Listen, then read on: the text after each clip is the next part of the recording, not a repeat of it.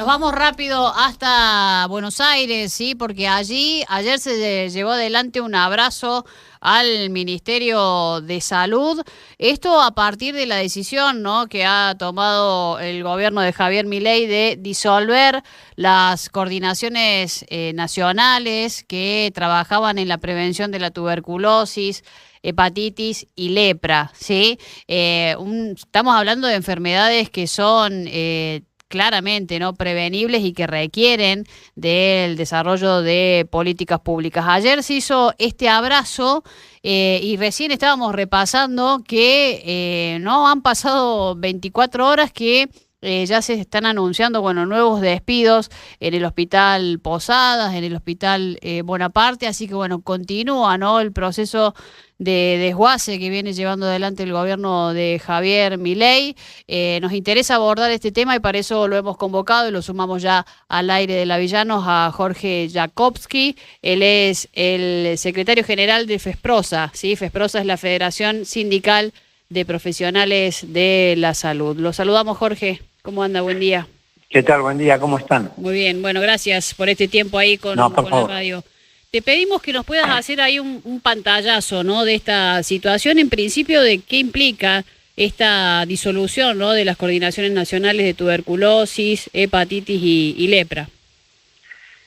Sí, esto se da en el marco de una resolución más amplia que disuelve 60 secretarías, subsecretarías, direcciones, es decir, todo lo que hace a la operatoria del Ministerio de Salud de la Nación y que da de baja una cantidad de programas, algunos de ellos exitosos y imprescindibles, como el de prevención del embarazo adolescente, que efectivamente tuvo impacto y junto con la política de educación sexual integral y con la puesta en vigencia de la interrupción voluntaria del embarazo, hizo disminuir el embarazo adolescente en la Argentina en los últimos 4 años de manera significativa. Bueno, esto lo disolvió por un tema ideológico, es decir, porque son los cavernícolas, nada más, el Ministerio de Salud de la Nación. Junto con esto, les mandaron a aplicar la motosierra. Le dijeron, se quedaron cortos con la gente que echaron el año pasado, tienen que ponerse a tono, y entonces les dieron un número, 1.400. Y empezaron a ver de dónde sacan. Bueno, varios van a salir de estas coordinaciones, de gente que va a dejar de trabajar o de cumplir funciones. Pero el resto está repartido en 180 trabajadores del Hospital Sommer, el hospital que es tradicional de la atención de la lepra en la Argentina y que ahora es un hospital general que en la pandemia atendió muchísima gente. Tiene 1.400 trabajadores, así que 180 es casi el 15% de la planta. Están hablando ahora de 200 despidos en el Bonaparte, después de haber retrocedido por la movilización del fin del año pasado, volvieron a la carga. El Bonaparte tiene 600 trabajadores, así que están despidiendo en principio el 30%, es decir, lo que quieren es directamente desfuncionalizarlo, que deje de funcionar.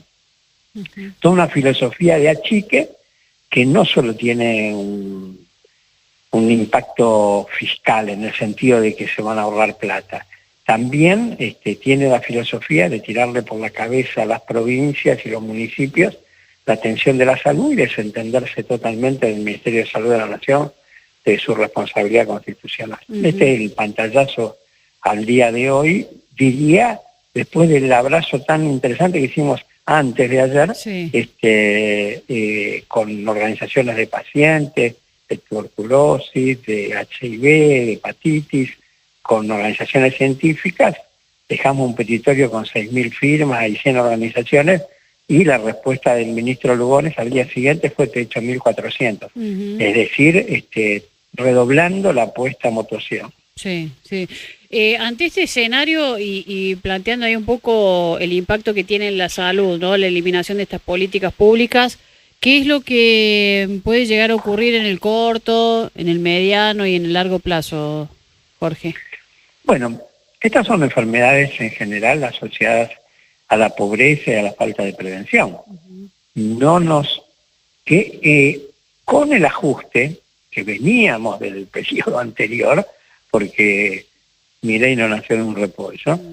Ya el año pasado se habían registrado de 2023 a 2024, por ejemplo, 2.000 casos nuevos de tuberculosis por encima de la media, que estaba en 12.000 y pasó aproximadamente a 14.000 enfermos. Si no hay políticas de prevención, si por ejemplo no se trata a los pacientes con HIV correctamente, entonces la carga viral aumenta, la capacidad de reproducción del virus va a aumentar, y no sería de extrañar que en las próximas mediciones, en un año o dos, aparezca aumento de hepatitis C, de HIV, de tuberculosis y de todas enfermedades prevenibles que al no plantearse estrategias de medicación y prevención van a aumentar. Más si el aumento de la pobreza se estabilizan estas cifras espantosas que tenemos. Un cuadro muy complejo, ¿no? Y mencionabas recién esta decisión también de la retirada, ¿no?, del gobierno nacional y lo que implicaría para las provincias y para los municipios, ¿no? Y en ese sentido, ¿cuál pensás que es el principal desafío pensando en esto, ¿no?, en seguir garantizando el derecho a la salud, que bueno, evidentemente el gobierno de Milei viene con otra lógica, y qué les implica, pensando en los gobiernos y la reacción que debería existir, ¿no?, de parte de los gobiernos provinciales cuando hay un desentenderse, ¿no?, por parte del gobierno nacional de, bueno, sostener esta política sanitaria? A ver, yo lo voy a decir claramente. Los gobiernos provinciales recibieron en 2024 18% menos de transferencias por coparticipación directa y por distintos aportes del Tesoro Nacional. Todos terminaron con superávit. ¿Esto qué quiere decir? Que aplicaron el ajuste. La Ayora apenas asumió, echó 200 trabajadores de la salud. Eso no hay que olvidarse.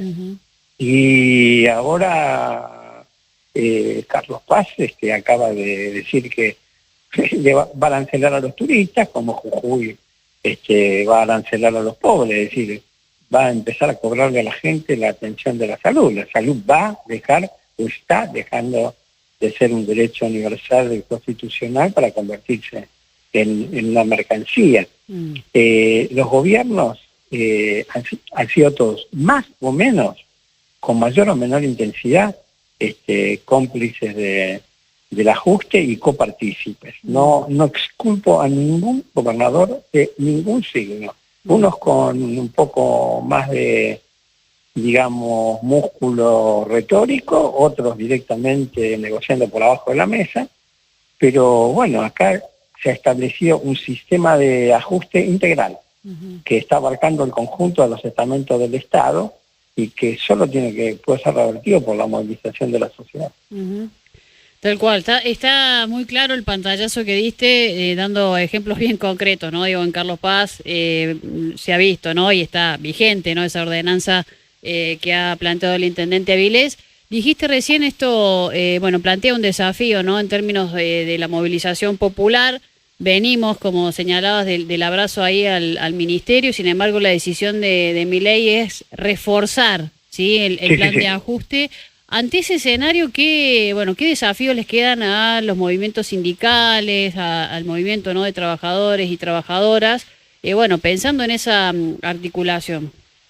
Eso es muy interesante, ¿no? Hoy leía un artículo, ellos dijeron, por debajo del 2.5% mensual, nosotros vamos a bajar el crawling peg, es decir, la devaluación mensual obligatoria del dólar oficial, al 1%. Le dio 2.7, en algunas provincias más arriba. Igual lo bajaron al 1. Es lo que decían algunos, el machonomics. Somos machos y la bancamos. Y 1% de aumento para los estatales en todo el país como pauta, y también como pauta indirecta para el sector privado. Bajar salarios. La movilización social está compleja.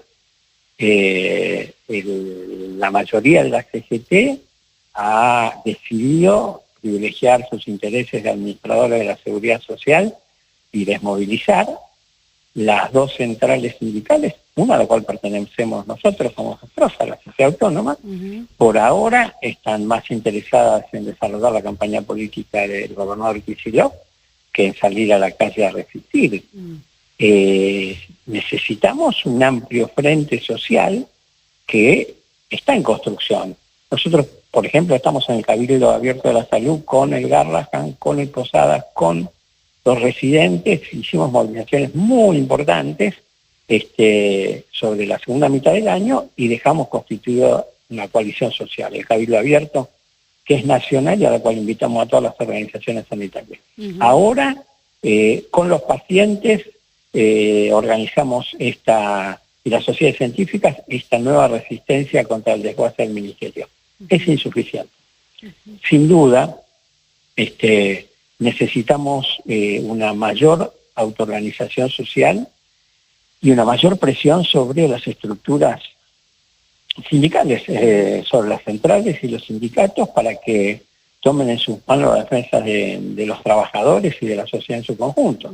Así que yo creo que la tarea de este año va a ser no dejarse llevar por los cantos de sirena de que hay elecciones y todo el mundo corriendo detrás de su candidato y profundizar los eventos de movilización social como el que tuvimos en el Ministerio antes de ayer, en todo el país y en todos los ámbitos de la actividad, porque el ataque no es solamente contra la salud, es contra la educación, contra el medio ambiente. Realmente hay una política integral feroz del gran capital. Estamos en deuda, hay que construir. Totalmente. Jorge, y planteando esa construcción, sumo una última pregunta y por supuesto agradeciéndote el tiempo. ¿Pensás que, bueno, que la gente, que las y los vecinos, digamos, están conscientes, ¿no?, del nivel de agresión que están sufriendo, ¿no?, al hablar de quita de políticas públicas, ¿no?, en materia de salud? ¿Pensás que se entiende la gravedad de la situación o en qué cuestiones hace falta trabajar todavía para ir construyendo, ¿no?, también esa masa crítica que reaccione también al plan de ajuste de Milei? No, creo que todavía hay un efecto ilusorio. La catástrofe del gobierno de Alberto Fernández y Cristina Kirchner fue más profunda de lo que superficialmente podíamos ver. Hubo y hay en los sectores populares una mezcla de descreimiento de sus formaciones políticas tradicionales y un escepticismo de la capacidad de la movilización política y social para revertir las políticas retrógradas. También todavía un cierto grado de expectativa, no en toda la sociedad, pero en una mitad de la sociedad por lo menos, de que este brutal ajuste termine en una cierta reactivación y bienestar. Entonces, con la ilusión incluida de esta inflación parada artificialmente, con el dólar planchado, con los salarios planchados, y con la apertura de importaciones, que ya lo vivimos en los 90 y sabemos que tiene un tiempo limitado. Es decir, las políticas de Milei tienen fecha de vencimiento. En el interín y en el mientras tanto, yo creo que el sector que ya se desilusionó, que ya comprende lo que se trata, está todavía muy apesadumbrado, que está todavía muy desilusionado de su propia dirigencia y de las vacilaciones que hay para enfrentar esta política. De repente ve negociaciones por la Corte Suprema y por poner un delincuente como el hijo en la Corte, pero donde se supone que están implicadas las fuerzas populares. De repente ve a líderes que hicieron paro hace un año y hoy te dicen la cosa no está para paro. Entonces creo que ahí estamos en una transición y en esa transición que nos permita construir la fuerza social hay que poner toda la fuerza y tener la templanza necesaria para que las cosas lleguen a buen puerto. Clarísimo. Jorge, agradecerte mucho este contacto con Villanos y seguramente estaremos también en comunicación, bueno, en función también de las acciones que lleven adelante desde la FESPROSA. Te mandamos un abrazo. Igualmente, muchas gracias. Gracias. Hasta luego. Lo escuchábamos allí a Jorge Yapkovsky, secretario general del FESPROSA, ¿sí? La Federación Sindical de Profesionales de la Salud. Es la federación, digo, para que se ubique la audiencia, donde allí convergen sindicatos como la UTS, ¿sí? La Unión de Trabajadores de la Salud, que tiene aquí en la provincia de Córdoba, ¿no? Fuerte representación. Bueno, dando ahí un pantallazo, ¿no? De lo que implican esta disolución de coordinaciones nacionales que, bueno, trabajaban allí en la prevención de tuberculosis, hepatitis y lepra. Un ejemplo, ¿no? Como una punta de todo el desguace que en materia de salud viene llevando adelante el gobierno de Javier Milei.